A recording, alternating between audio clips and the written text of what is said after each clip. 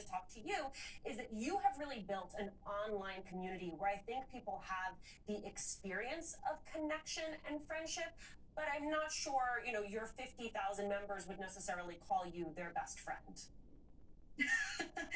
I would be honored if they did, but certainly, I think this speaks to the fact that the studies that we have looked at, I don't think are accurately capturing that younger people are making friends online and building friendships online. So to that point, we've met once. I have never met Marissa in person, but we have FaceTimed and talked on the phone and texted regularly, and I consider her a close, dear friend. And so friendship, I don't think can be defined the way it used to be. It needs to kind of be viewed with a lens of what does digital friendship look like? And it means just as much as an in-person friendship does as well. Yeah, I mean, Marissa, you and I have been friends for 20 years, and we have met in person many times over the course of those 20 years. But I think about friendships like ours that because we were in different places had sort of gotten out of focus and came back into focus during the pandemic because all of a sudden location didn't matter. Right? You were no longer just hanging out with the person who was around the corner. All of a sudden, you were sort of zooming out and looking at who you wanted your friends to be. It also is particularly relevant, Marissa, because we were all going through a moment of collective grief. And so we needed those friendships more than ever. Talk to me about why friendships are so important when we are processing a trauma. So, I mean, I have an entire chapter in Grief is Love on this concept of friendship and community. And there are two things that I think enable us to maintain these long-term friendships, as well as my online friendship that I have with Hitha, who is a very real friend. And that's, being honest about where you are. You, Alicia, were someone who I could reach out to this last year when I was having a hard time navigating a number of things in pandemic life. And I also think there is this piece about grace. Like, I think we're all really busy. Everyone has these full lives. I know a lot of people are really struggling to figure out what life looks like in this, kind of bizarre pandemic time. And I think leaving room for grace, both for yourself when you're not necessarily the best friend in the world, and also for others to kind of come and go in your life, is a really important part of maintaining long-term friendships. Dr. Varma, in the setup to this, we're talking about the fact that none of this is new, that we've been watching this evolution of loneliness in the United States for years. I think about a book like Bowling Alone that looked at how our social structures are not built the way they were 20 years ago, 30 years ago. For someone who's watching, who may feel that sense of loneliness, how do you begin? Do you rekindle friendships? Do you rebuild? How do you begin to get back out there?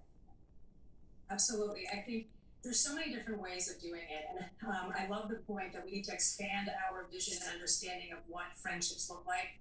And they're not necessarily going to be traditional. So I'm a big believer in the power of micro connection, right? So like anybody from your barista to your dog walker to your door to anybody that you interface with on a daily level. That was something that was taken away from us because we didn't have those smaller connections, but everything was shut down. So that's one thing. The second piece is I just want to have 3 take-home points. One is that when you interact with someone, keep it positive. We are going through so much, and that doesn't mean that you can't be real. That's my next point, is keep it real and go deep. One of the biggest problems that we have is a lot of our conversations are with people who are situational partners or situational friendships or activity partners. So we interface with them in a specific setting for work or parenthood, but we're not really going deep. And in fact, it takes a long time to turn casual friendships into deeper friendships. It takes about 100 hours, one study shows, to go from acquaintances to casual friends for adults, and about another 100 hours to go from casual to deep. And who amongst us has 200 hours, right? So one way to sort of fast track your friendship is to get deep and get authentic. And of course, you want to do this with a trusting person, right? So you want to pick and choose. And so what I mean by positive is uplifting, when you find a positive compliment, a statement, something that feels genuine to you, and have that person's best interest in mind. So much of the loneliness epidemic is not necessarily about the paucity or the quantity of the connections, it's the quality. It's feeling alienated, it's feeling alone in a room full of people. So, the third thing is be consistent and be reliable. So what we don't realize that we might make great connections, but then what happens a week later, 1 month later? And it's totally okay to say, I was thinking about you. Send somebody a funny meme, send them a follow-up. And, think of points of connection. So when somebody's talking to you, really listen. And if your agenda is to make friends, make mental notes. Oh my God, this person loves chocolate chip cookie dough ice cream.